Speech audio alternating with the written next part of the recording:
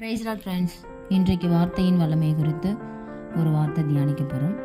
நமக்கு வியாதியிலிருந்து விடுதலை, பாவத்திலிருந்து விடுதலை, பிரச்சனைகளிலிருந்து விடுதலை, போராட்டத்திலிருந்து விடுதலை, குறைவிலிருந்து விடுதலை அப்படின்னு நமக்கு வேணும்னா இன்றைக்கு ஒரு வசனம், சங்கீதம் 91:14, அவன் இடத்தில் வாஞ்சாய் இருக்கிறபடியால் அவனை விடுவிப்பேன், என் நாமத்தை அவன் அறிந்திருக்கிறபடியால் அவனை உயர்ந்த அடைக்கலத்தில் வைப்பேன். ஆமென், அல்லேலூயா. இந்த தாவீது ராஜாவா ஆகிறதுக்கு முன்னாடி ஆடுகளை மேய்த்து கொண்டிருந்த ஒரு மனிதனாக இருந்தான். ஆடுகளை சிங்கங்கள் இருந்தும் கரடிகள் இருந்தும் அதை தப்புவிக்க தேவன் அவனுக்கு பலத்தை கட்டளையிட்டு இருந்தார். ஹல்லேலூயா. அதே போல தன் தகப்பனார் சொல்றாரு, நம்மளுடைய சகோதரர்கள் எல்லாருமே யுத்தத்தில் இருக்கிறாங்கப்பா, அவங்களெல்லாம் நீ போய் பார்க்கணும் அப்படின்னு சொல்றாரு. அவங்களுக்கான தேவைகளை, உணவுகளை நீ கொண்டு போகணும் அப்படின்னு சொல்றாரு. அவரும் சரின்னு சொல்லிட்டு அந்த உணவுகள்லாம் கொண்டு போகிற தாவீதுக்கு ரொம்ப வாஞ்ச, என்னன்னா அந்த யுத்தத்தை எப்படி நடத்துறாங்க, அந்த யுத்தத்துல என்னெல்லாம் நடக்கும் அப்படின்னு சொல்லி நம்ம கூட ஒரு கூட்டத்துல இதெல்லாம் என்ன நடக்குது ஏது நடக்குதுன்னு நம்ம பார்க்க போவோம். அது போலதான் தாவீது அந்த இடத்துக்கு போனாரு. பாருங்க, அவரை முன்னதாகவே அபிஷேகம் பண்ணதுனால என்ன நடந்துச்சு, கோலியாத்து 40 நாளா இஸ்ரவேலரை நிந்திச்சுக்கிட்டே இருக்கிறான். யாரும் ஆம்பளை இல்லையா, யாரையும் எதிர்க்கிறவருக்கு இந்த உலகத்துல ஒருவனும் இல்லையா, அந்த தேசத்துல இஸ்ரவேலர்ல ஒருவனும் இல்லையா அப்படின்னு சொல்றான். அப்ப தாவீது அந்த இடத்துக்கு போய், ஏன் நீங்க யுத்தம் பண்ணல அப்படின்னு சொல்றாரு.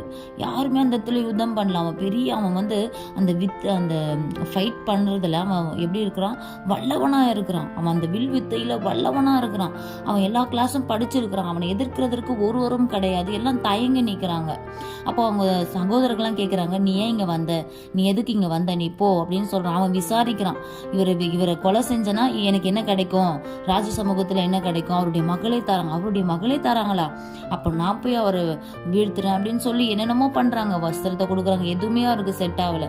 ஒரு 5 கூழாங்கல் எடுத்துகிட்டு போனார். ஒரு கூழாங்கல்லே அவனை விடுவிச்சார். பாருங்க, நீ பட்டயத்தினாலும் ஈட்டினாலும் ரட்சிக்கிற தேவன் அல்ல, நீ என் கர்த்தருடைய நாமத்தை நிந்தித்த அந்த வார்த்தையின்படியே நான் உன்னை எதிர்த்து வரேன்னு சொல்றாரு. பாத்தீங்களா, தேவனுடைய நாமத்தை சொல்லுகிறவர்கள், தேவனுடைய நாமத்தை பிரஸ்தாபப்படுத்துகிறவர்கள், தேவனுடைய நாமத்தை அறிந்தவர்களை தேவன் விடுதலையாக்குவார். தேவன் உயர்ந்த அடைக்கலத்தில் வைப்பா. அவர் மேலே நீங்கள் வாஞ்சியா இருங்க.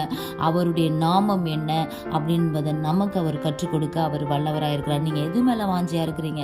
எல்லாருமே செல்ஃபோன் பார்க்கறதுலையும் செல்ஃபோனில் சில விஷயங்களில் கற்றுக்கிறதுலையுமே வாஞ்சியா இருக்கிறாங்களே தவிர தேவனுடைய வசனத்தின் மேலேயும் தேவனுடைய வார்த்தையின் மேலேயுமே இந்த நாளில் யாருமே வாஞ்சியா இல்லை. ஆனால் தயவு செய்து சொல்லுகிறேன், நீங்கள் வாஞ்சியா இருக்கிறதுல, ஜெபிக்கிறதுல, வேத வாசிக்கிறதுல, இது எல்லாத்துலேயும் நீங்கள் வாஞ்சியா இருந்தீங்கன்னா, ஆண்டவருடைய வார்த்தைகளை அநேகருக்கு சொல்லுகிறதுல நீங்க வாஞ்சியா இருந்தீங்கன்னா, நீங்க எப்பேற்பட்ட பிரச்சனைகளா இருந்தாலும் உங்களை தேவன் விடுவிக்க அவர் வல்லவராயிருக்கிறார். கர்த்தர் தாமே இந்த வார்த்தைகளை ஆசீர்வதிப்பாராக.